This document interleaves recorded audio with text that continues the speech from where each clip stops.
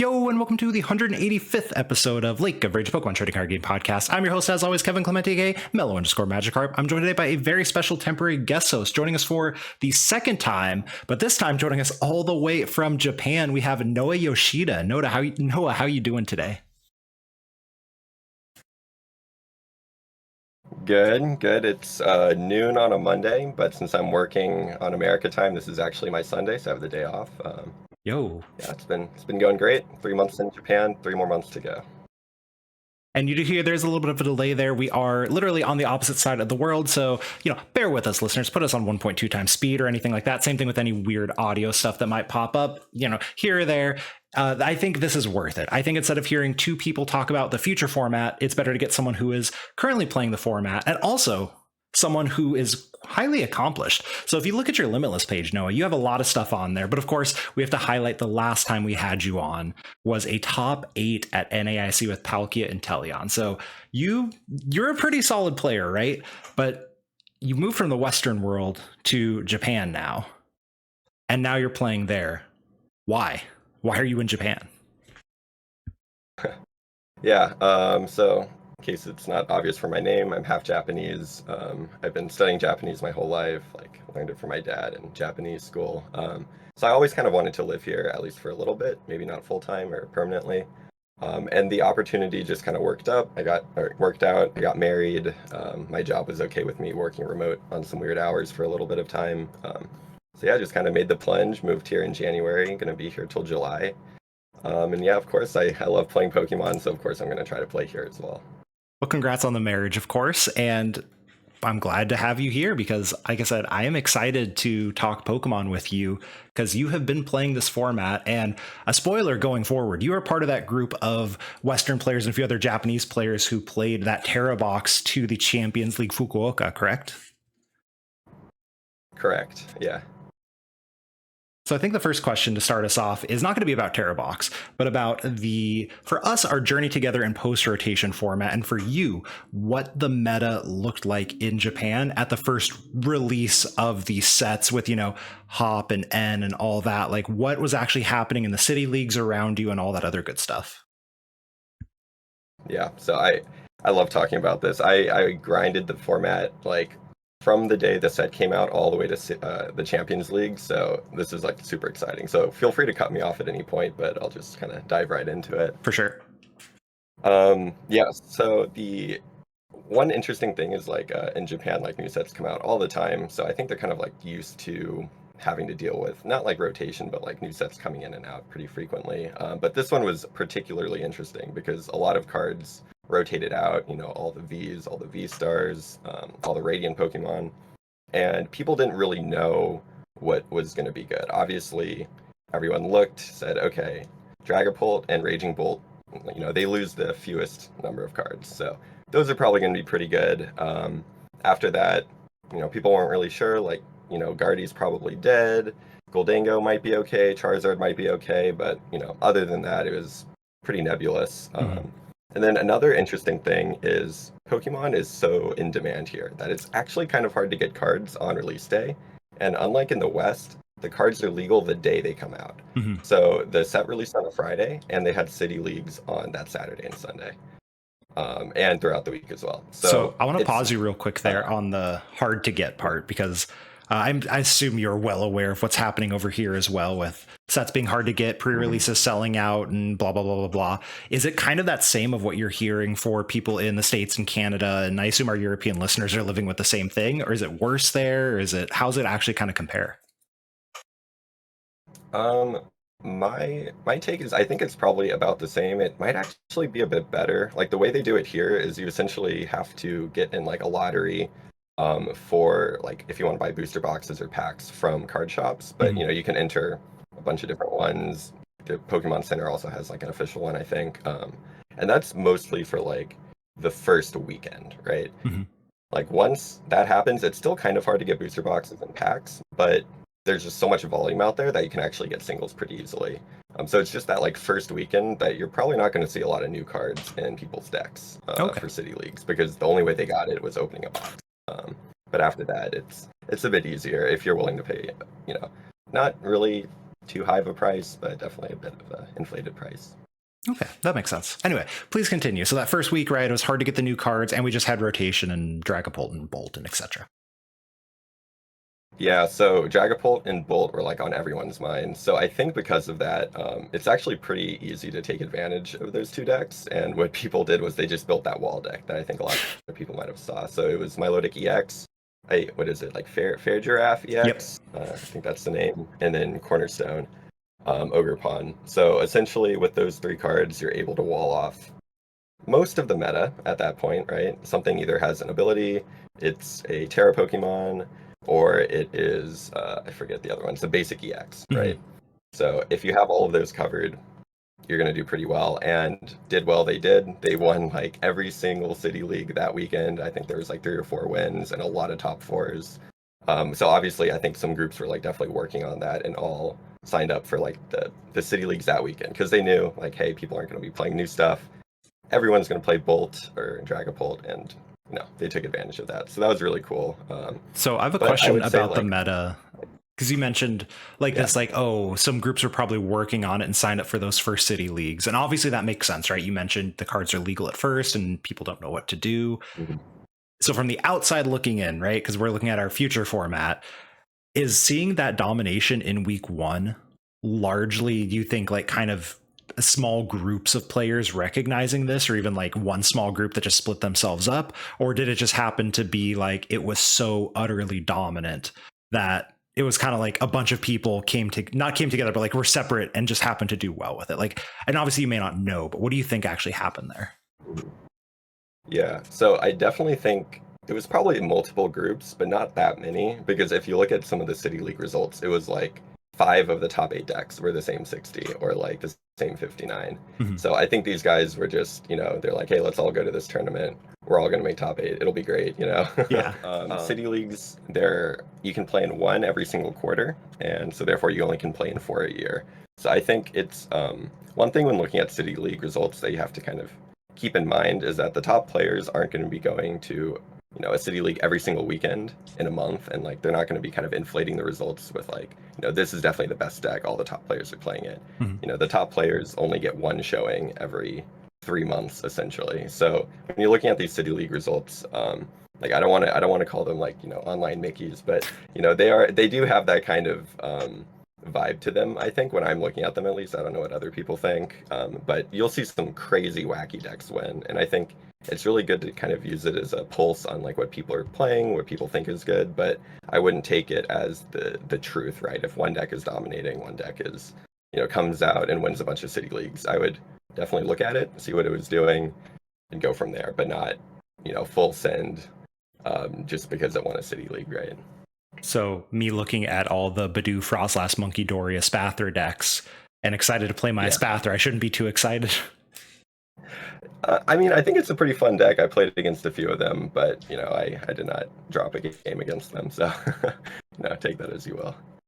So I'm curious then a little bit on the Japanese side, because obviously we have multiple websites like Pokeka Book and Meshi, both publish their City League results seemingly immediately. I don't actually know because I don't know the time zone, but right. Mm-hmm. So you see them. Is everyone over there immediately like, oh no, we're in a terrible stall format, or is everyone quite aware of what happened?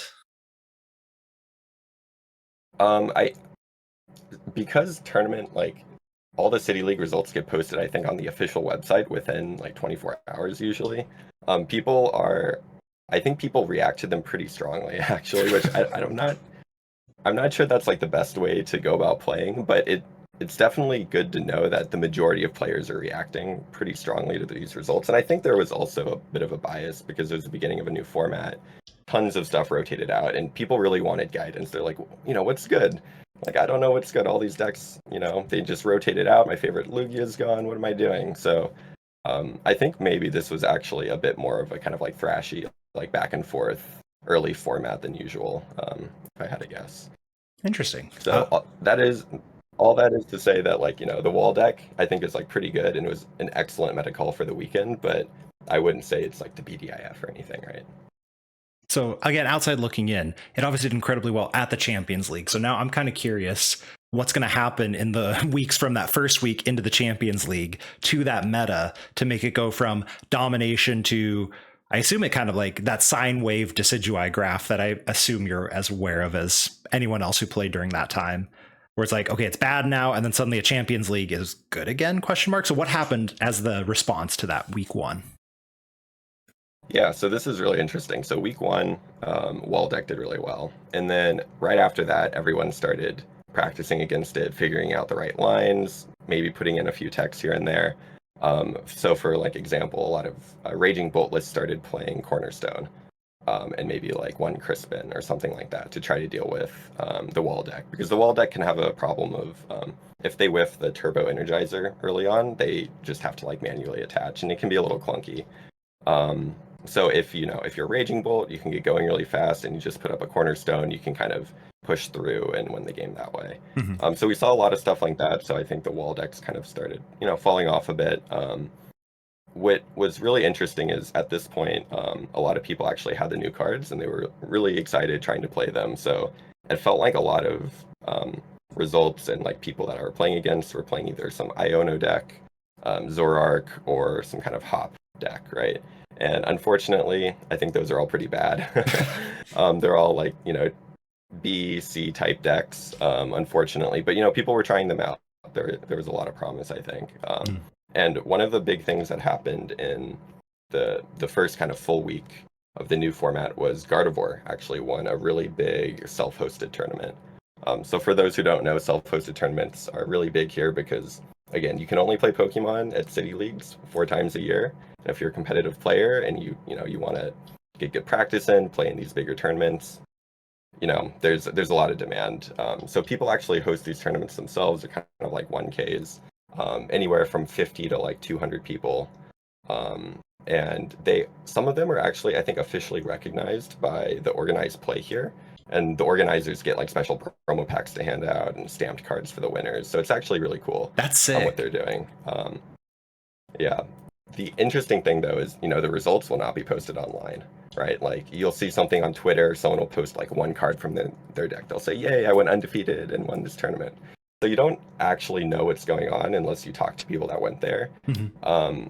And at this point, I wasn't talking to a lot of people, but Gardevoir won, and that was really cool. And this guy was super open about it. He's like huge Gardevoir stan since day one. And he's like, guys, Gardevoir is still relevant, and he made a huge YouTube video breaking everything down. And I think the interesting thing he did there was he played, I think, Brilliant Blender is the ace spec, so it lets you search your deck for 5 cards and discard them. Mm-hmm. He played that and 4 Night Stretchers, so super aggro. He's going to mill through his deck. If he has Candy, Night Stretch, or Perfect Blender, that's Candy Gardevoir, right? Because you can just Night Stretch the Gardevoir back. Mm-hmm. And so that was really interesting. And I think when I saw that, I was like, okay, I think Gardevoir might actually be legit because it's still, if it consistently can like get going and attacking with like Screamtail and Drifloon, attacking with non-EX Pokemon is still like a pretty valid strat right now, especially if you can take one-hit KOs on most of the format. So that was interesting. I wouldn't say Gardevoir got really popular, but people started definitely thinking about it at that point. And then after that, at the end of the week, meta shifted again because what is it? For Alligator deck won a City League, which was totally out of left field. No one had any idea like that this was even a card, right? Like I like definitely had to go and read it and try to figure out what it was doing. But it won in a pretty dominant fashion, and apparently there was a bit of drama there because I think people were working on the deck for Champions League, and this guy went and won with it in a City League. So now everyone knows about it. Everyone's teching for it. Because if you don't know what you're doing against the deck, you're probably going to lose. But if you know what you're doing, you have a fighting chance. If you have techs, you might be able to win. So I do remember that very fondly, I guess, of over here, people were also absolutely losing their mind, even though, obviously we are pre-rotation and that was a post-rotation. Everyone's like, what is this thing? This deck has to be broken, right? It's got so much going on. And it's cool. I had to go dig through my Temporal Forces bulk to find my guys because you think it's a legitimately good deck, right? Like when you sent me the tier list, you had put it up there. Yeah. Yeah, no, I think it's really good, and it's interesting because I saw people playing it at locals and they had no idea what they were doing, but they were still doing pretty well with it. And I say that because I think a lot of people like Control isn't super popular in Japan. It's the best of one format.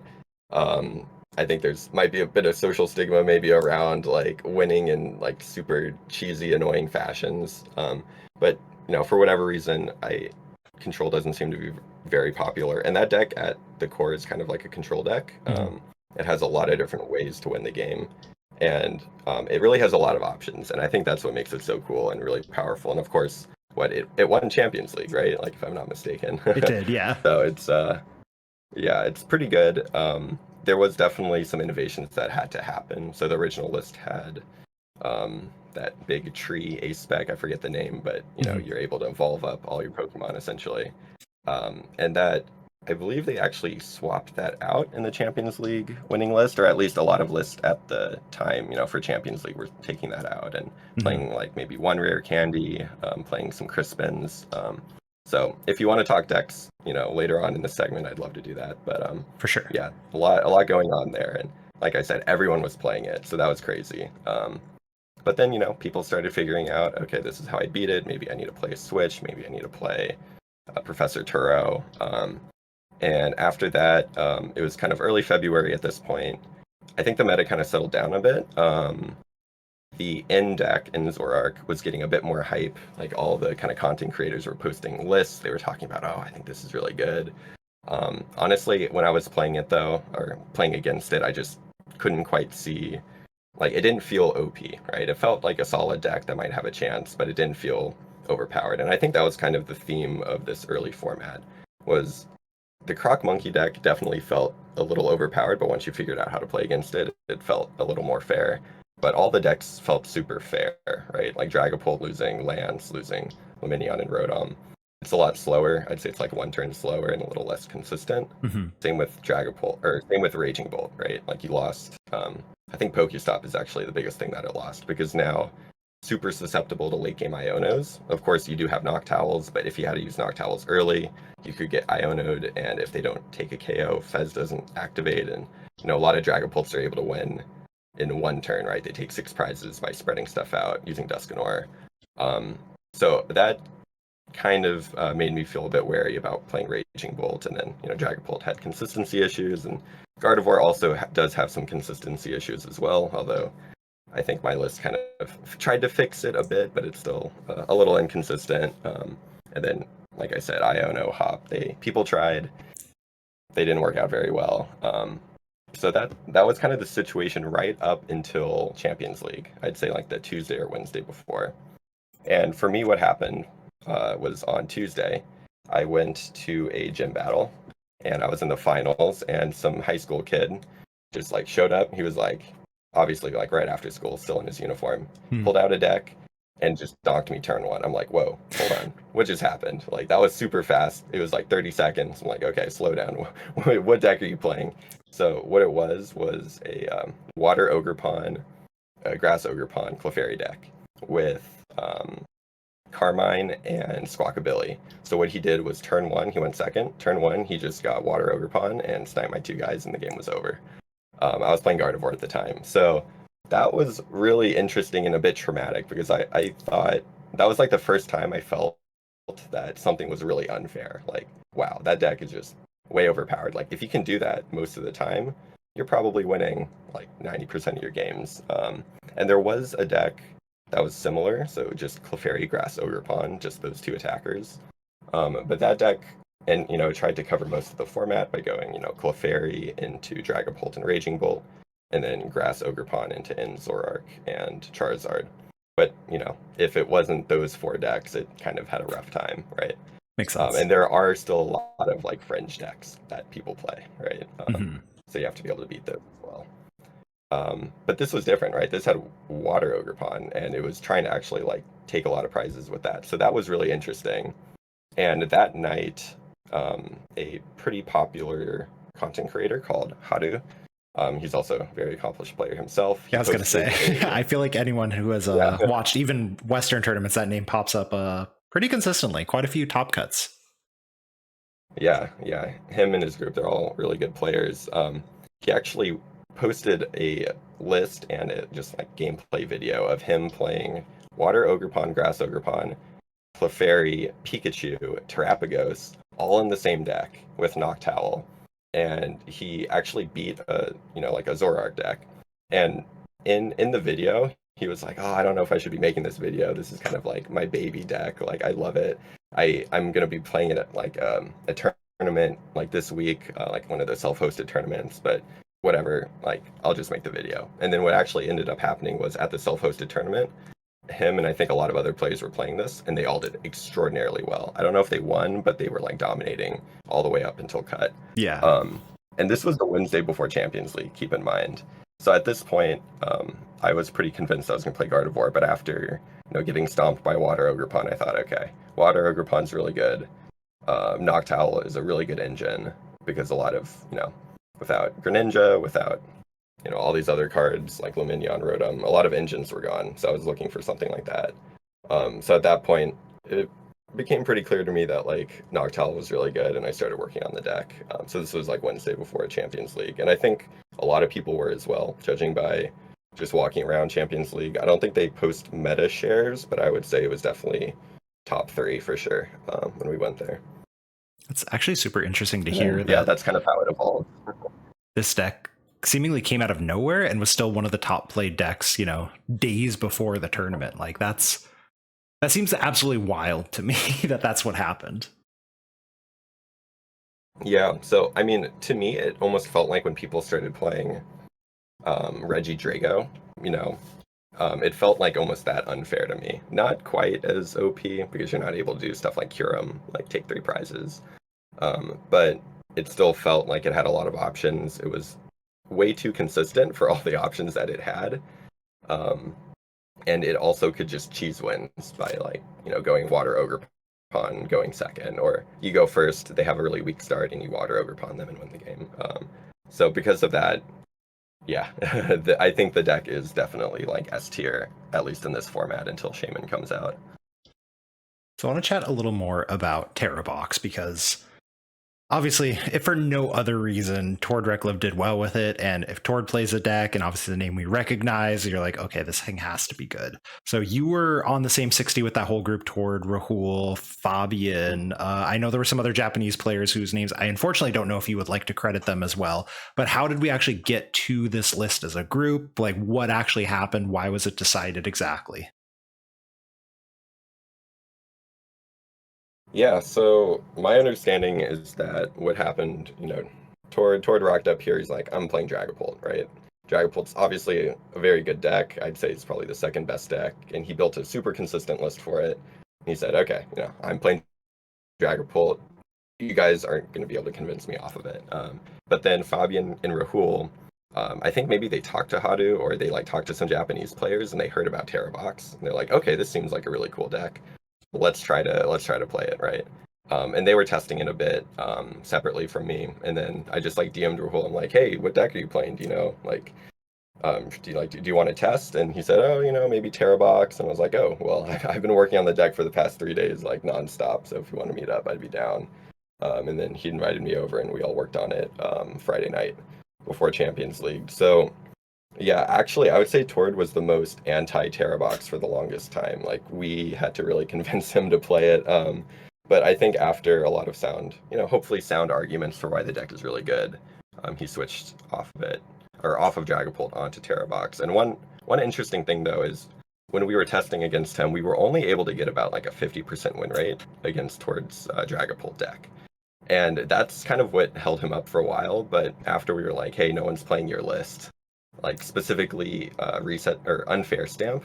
No one's playing that, and that's the card that's cheesing you 50% of your wins, right? Because what he would do is, if you go Water Ogerpon, he'll just slam down unfair stamp, keep setting up, and sometimes you whiff, and then you just kind of lose from there. So, yeah, no one was playing unfair stamp though going into Champions League. So I think the Tera Box call was definitely the right one. And then that night, when we were kind of working on the deck, I'd say Tord had 2 really good ideas. So first, I guess Fabian and Rahul said, okay, we need to play 4-4 Noctowl, which at the time all the lists were playing 3-3. And having played the deck a bit, I'm like, totally down as long as we can find cuts for it. What ended up happening is we cut most of the supporters from the deck. It's like a very, very thin supporter line, but you don't actually need that many when you're playing 4/4 Noctowl. And the deck actually doesn't need much to get going. You need an attacker and a Crispin, and that's it. Once you're there, someone's going to take a KO. You can fez, you can draw cards, but your initial attack, there's not much of a hurdle to get over. So yeah, 4/4 Noctowl though, that was great. And then Tord said, I love playing Ursaluna. I want to put Ursaluna in here. And if I'm playing Ursaluna, I want to play Turo. He's like, what are we cutting? And that was actually a pretty long debate as to like whether we should play it or not, because I think at least for me, when I'm deck building, I'm thinking, okay, like this deck is weak to like I want to play this card because it like helps me win this specific matchup, or like this specific flow chart of like, this happens and this happens, then I play this card and win. But I think one thing that sometimes happens in Pokemon is you get into these situations that you can't predict when you're deck building. And when you get into those situations, good cards are just good cards. And in this case, Turo and Ursaluna were just good cards because 0 energy attacker, 260 HP, can one-shot a lot of EXs. That's just a good card. Turo being able to pick up cards, especially against for alligator decks, being able to heal damage against Dragapult, that's just kind of a good card. So we ended up playing that, and I definitely do not regret putting it in. And I think if anyone watched Champions League stream, Tord actually won a game on stream by like drawing into energy or Luna off an Iono, right? So good players make their own luck, and that was Tord making his own luck right there. So yeah, very cool. And yeah, like I said, we were just playing games all night and tried to get a good 60, and I think we ended up getting a pretty good one. Of course, one decision that we did make that came back to bite several of us, me included, was the auto loss to the wall deck. Because at this point, the wall deck had not been played, since week 1. It'd pop up here and there, but my thinking was that at Champions League, people were going to play good decks, right? And the wall deck is kind of more of a cheese deck than a good deck. Like, it's good in the sense it can cover a lot of stuff. But when you get into weird situations, I don't feel that it's super strong. I think that was more or less the right call. There weren't a lot of wall decks, just, there was like 6 of us playing the deck and 2 of us hit wall decks, I think. But okay, that's not a loss. It is what it is. Those are good odds though, right? Like you sacrifice 2 to promote the other 4. I know you don't want to hear that as one of the 2, but this is pretty solid. Yeah. And I think for other reasons though, there might be a world where you do want to play Cornerstone Ogerpon, because Cornerstone Ogerpon actually turns the wall deck into an auto win because they have no way to deal with it other than using their own Cornerstone. And if they use Cornerstone, you can just use Terapagos to one-shot it. So it puts them in kind of like an unwinnable situation. So just cutting some cards, I think after Champions League, it was really interesting to see the deck evolve because, again, we only had 3 days to test it. And I think the deck got further optimized by removing, I believe, like Grass Energy and Energy Switch. Because, initially we're thinking, oh, this is like Reggie Drago. You're going to play 4 energy switches. You're switching energies off of the Grass Ogerpons to attack. It's not really. It's more of a Crispin deck. You're using Crispin and the Tera Crystal Ace Spec to, do most of your attacks. So you don't actually need an energy switch that much. So playing 2 is totally fine.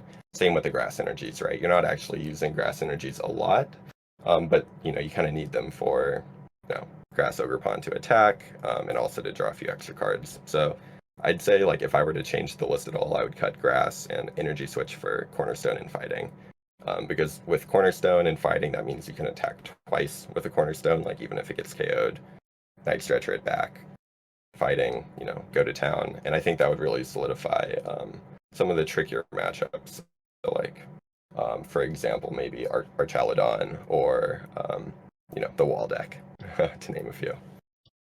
That makes sense. Thank you for sharing so much about Tera Box, because that's, and I assume listeners have a jillion more questions about it, but I want to get into what happened after Champions League to the whole format in general, because again, outside looking in, to me, the Champions League is kind of where we will start for, Atlanta regionals and stuff like that. Now, I could be wrong, which is why I think all the pre-Champions League stuff is still relevant, especially I mentioned in the pre-show, I'm like, walls seem terrifying. Why would you lose to it? And obviously you gave an answer, which I think makes perfect sense, right? But I think our meta is going to kind of start at the Champions League.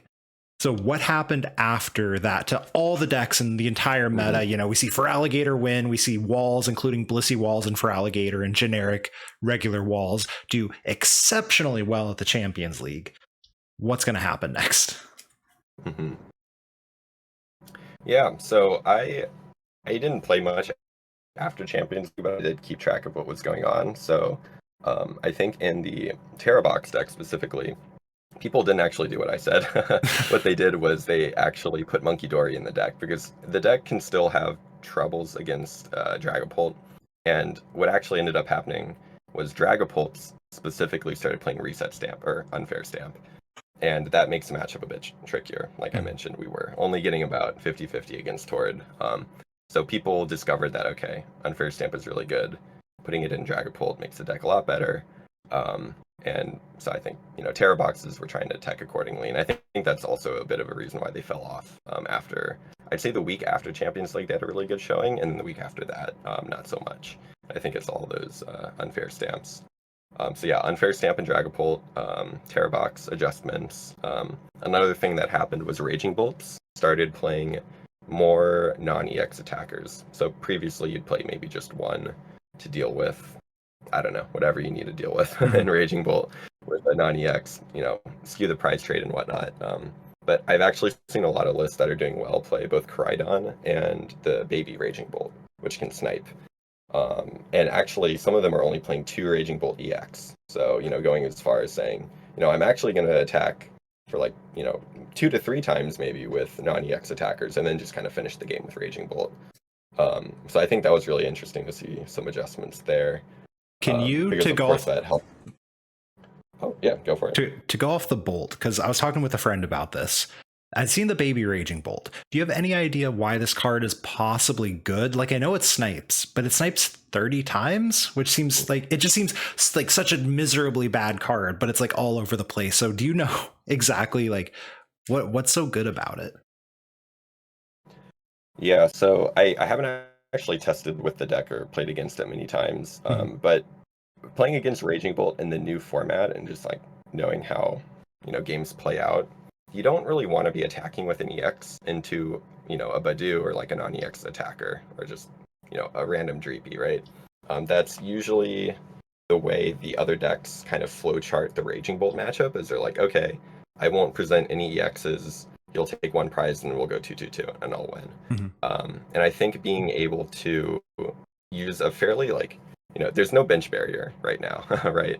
So being able to just snipe off random stuff with the Raging Bolt is actually really good because you're able to take your 1 prize, opening KO with something that if it gets knocked out in return, you don't really care.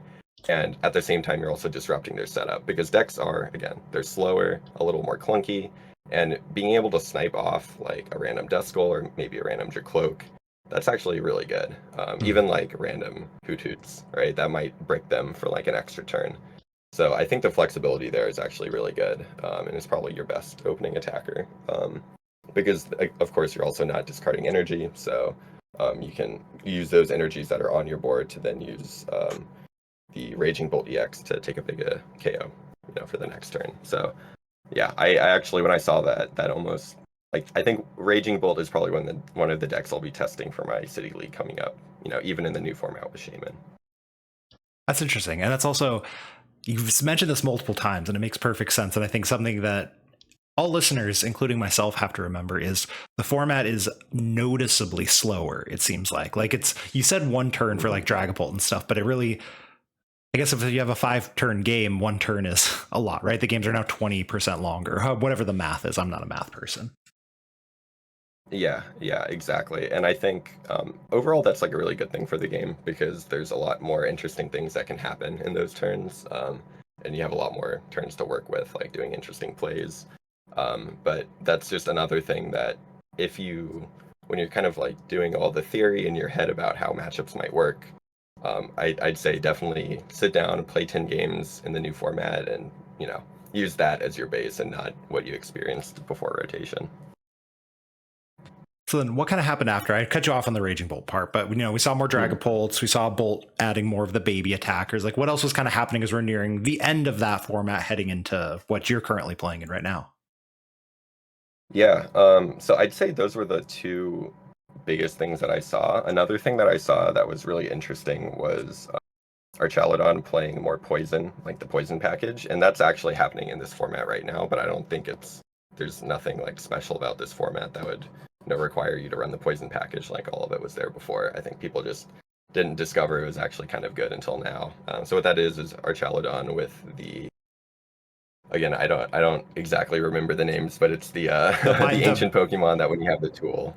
Yeah, the Brute Bonnet and the Binding Mochi to do the extra 40 damage. Yeah, no worries. Don't forget, listeners, Noah's been playing with the cards in Japanese text. Yeah, so you have that package and you have the stadium, and I think Archaludon's able to dish out a bit more damage, which was kind of the weakness of the deck before. Because of course 220 is really good, but when things have 240, 280, 320 HP, it's a bit trickier. So I think that's definitely been the innovation there. And then, yeah, like I said, people really tried to make the Iono deck work, and I think the best way to play it is actually with Raging Bolt. Use Raging Bolt to take really big attacks. All the cards in it, I'd say like the best attackers are probably Raging Bolt, and then again I forget the name, but the EX guy that lets you attach all the energies. The Belly Bolt. The card has a Belly Bolt. Yeah, so that is actually a pretty decent attack as well, if you don't have like Raging Bolt or Energy Switch.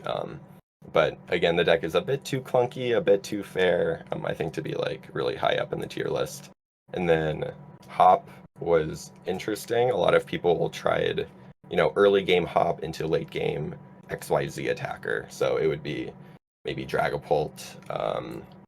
Other people were, playing Archaludon. I think that's like probably a weaker version of the deck. The Dragapult one was interesting though, because the Hop deck, you don't actually need like metal energy, right? If you're just using Zacian's attack to spread and you're using, Cramorant to attack. So I think there might be something there might not be.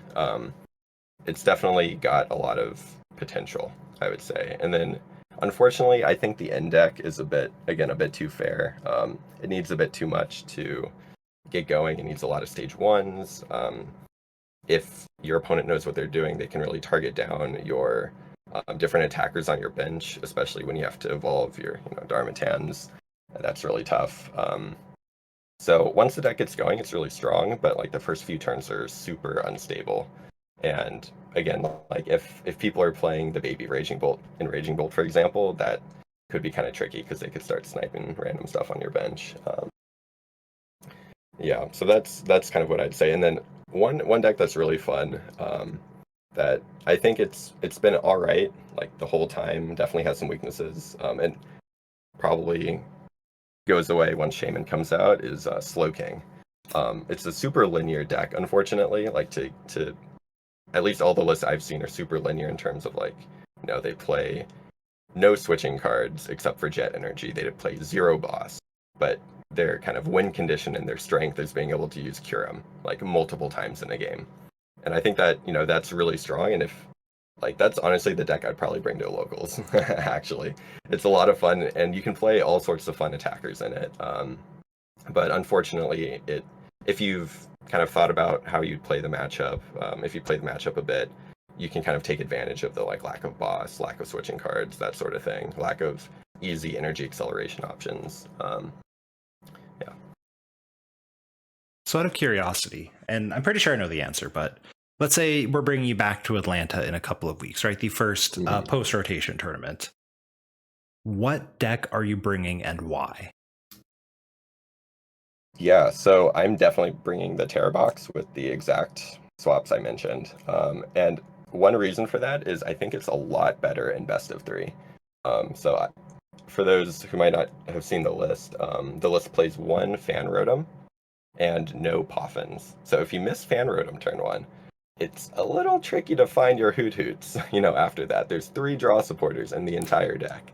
So you're not really finding, like, to be clear, Tord, Rahul, and, everyone playing the deck, we all won games where we missed Rotom turn 1, but it definitely feels like an uphill battle. And I think in a best of 3, the odds of you, opening Rotom are, better than not opening it.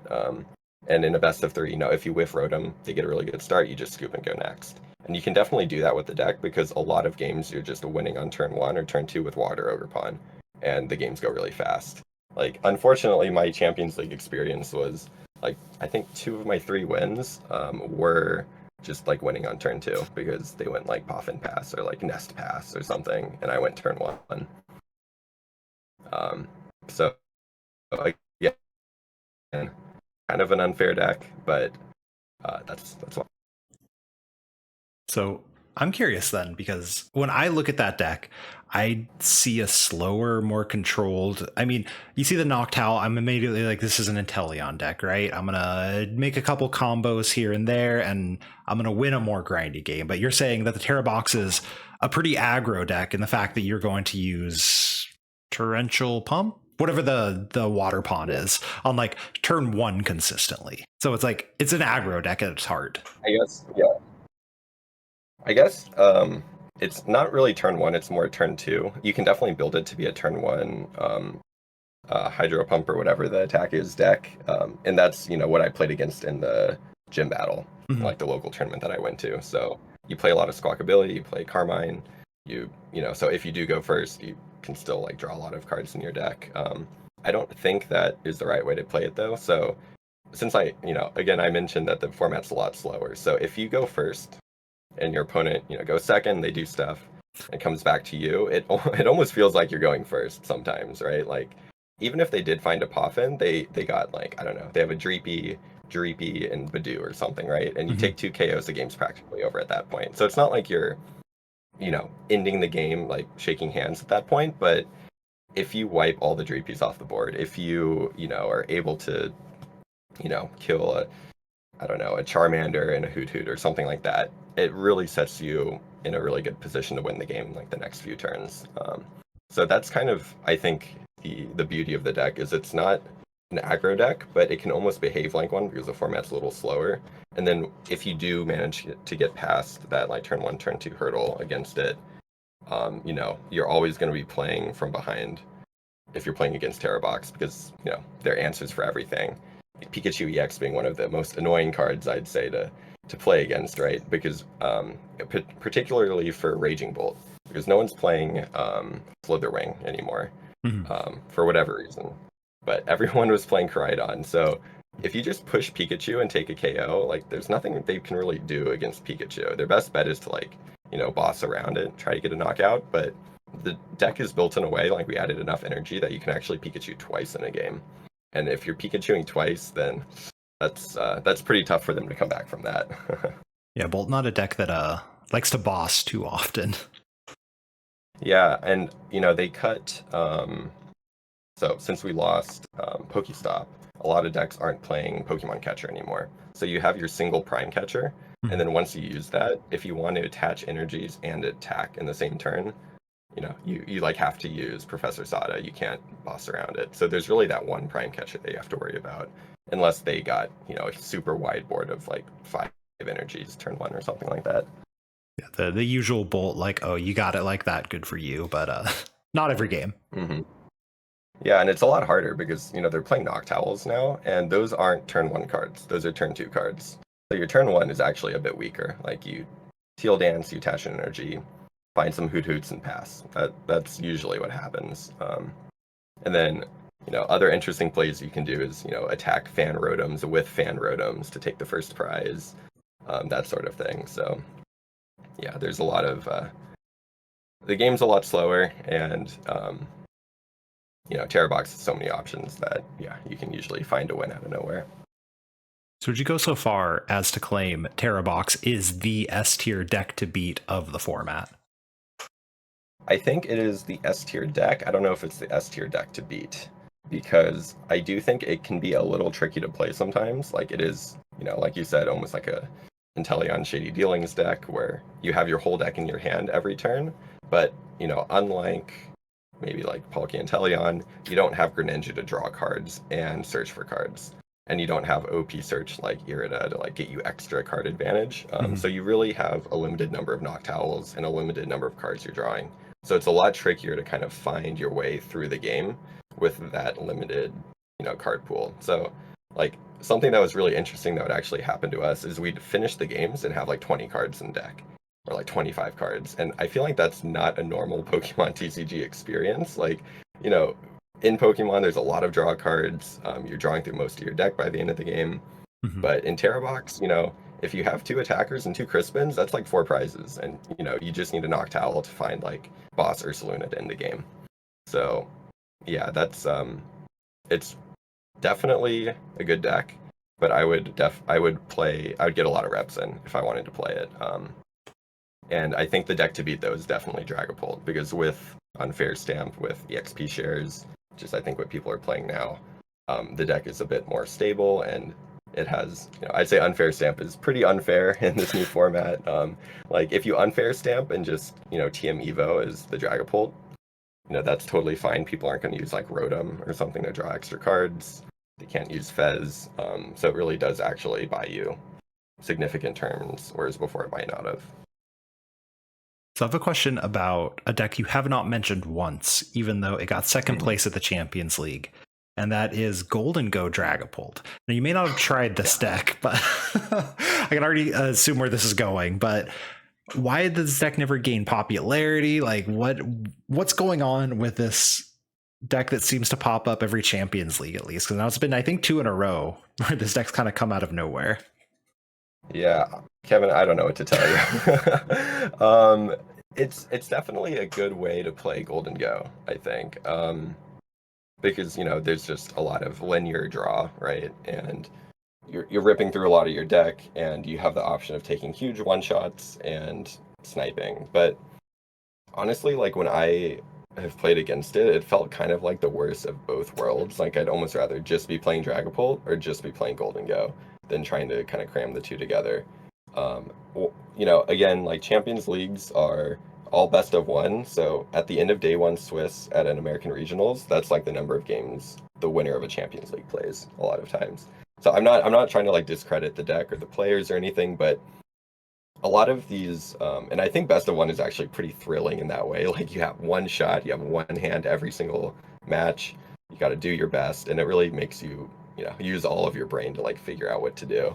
But I think a lot of these decks that are definitely good, but maybe not S tier, A tier, can do well and make deep runs. And I think this might have been one of those situations. Noah, do you have any other thoughts on the format that you haven't said that you would like the people to know, or do you think you got everything out there for them? Let's see. I think okay, so here's a few interesting things that I've noted down here. So when playing Badoo, so like everyone wanted to play Badoo at the very beginning. They quickly figured out without Lance, without Rotoms, and without Curlia, right? You're just kind of using Badoo against your opponent's Badoo and hoping someone draws something to like break the stalemate, Yeah. You're hoping you draw out of it before they do. And of course, like maybe I guess the Rotom, you're not using that when you're doing the Badoo war, but again, like if you're item locked, and you had a Rotom down, you could just kind of like draw cards and like hopefully draw out of it. And you can if also you like Curlia's, Arven for Forest Sealstone instead of post rotation where you Arven for unplayable cards, right? yes, that is actually a really good point that I did not bring up. Was the lack of Forest Sealstone makes Arven a lot worse than it used to be. Arven feels a little too fair. Like your best searches with it are often finding the TM Evo, and if you find it turn 2, turn 3, like if you use Arven turn 2, turn 3, that's like not super good. So that was actually one of the things that I cut in Gardevoir was I put cut Arven's way down. I played Explorer's Guidance, I think is the English name, just to rip through my deck even faster because you have Night Stretchers. You don't really care if you discard Pokemon, you can get them back really easily. And it also helps in the Badoo War because you're thinning your deck, you're getting ready for that in-game Gardevoir scenario, where you have all the energy in the discard, all your attackers, and you're good to go. But yeah, the Badoo thing is really interesting. I saw a lot of Badoo Wars that were pretty tough to watch. It's just Badoo pass, attack pass, and then some people play two, so then they bench the other one, and the opponent like visibly sighs. So that sort of thing can happen. But again, Tera Box doesn't really care about that. Crispin and Crystal are not items. and you can find that off a Noctowl and just immediately go, Water Ogre Pawn, take 2 prizes. Let's see. So the Feraligatr deck is definitely really good. Again, I would get a lot of reps on it though if I wanted to play it, and I would know the matchups, because there's so many different things you can do. You can retreat trap with the Totodile. You can stall and then go for a bunch of big KOs with Feraligatr if you have enough energy down. And then you can also do, weird things with like attacking with the Croconaw and like retreating with the, or like, switching with the attack, putting up a Mimikyu, and if you play rescue board, you can kind of keep doing that to almost be like a switch and attack kind of deck. Yeah, so I'd say those are my 2 notes. I do think Gardevoir is actually quite good, especially with Explorer's Guidance, but without Shaman in the format, you're really susceptible to getting everything sniped off your board very quickly. And the deck again is it's not super slow, but it's a 1 or 2 turns slower than before. So you're going to be playing from behind most of the time. Another interesting thing, which no one really had time to test, was Flareon. So my American Discord was really into Flareon, and they really wanted me to play it. But unfortunately, I didn't have enough time, and there weren't enough lists to kind of get myself going from 0. But I think there's a lot of potential with the deck, because you can of course go Flareon on turn 1 going second, with the Eevee's ability to evolve on the first turn, and then use Energy Crystal. And then again, since decks are slower, if you have 2 turns to build up like 2 Regigigases against the Dragapult, I'm not really sure what they're going to do against that.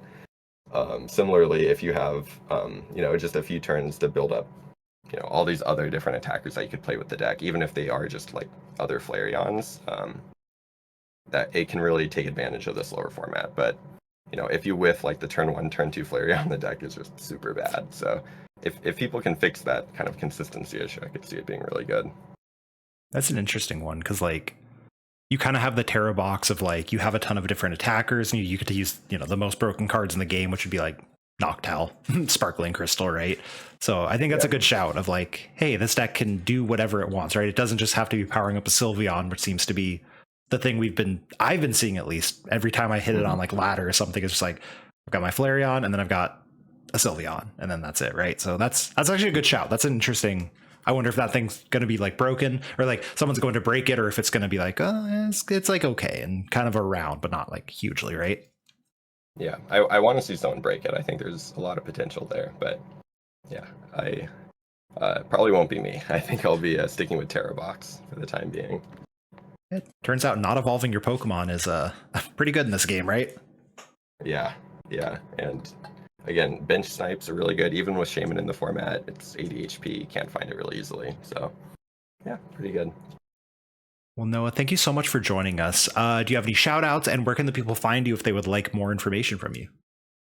Yeah, I'd say, shout out to the Gearheart Discord for putting up with me for the past, for the 3 to 4 weeks before Champions League. Like, that's all I was talking about was the new format, and they graciously helped me, prepare for it. And also shout out to Rahul, Tord, Fabian, everyone I met at the Champions League. It was really great working with everyone. Yeah, can't wait to see them again. They're Tord, and I believe Tord qualified for the Japan Championship, so the nationals, and then everyone's coming back for the Champions League in April, because if you do well enough at previous Champions League, you get kind of auto qualified for the next one. Unfortunately, I didn't make it, but hopefully I can meet up with people, do some testing.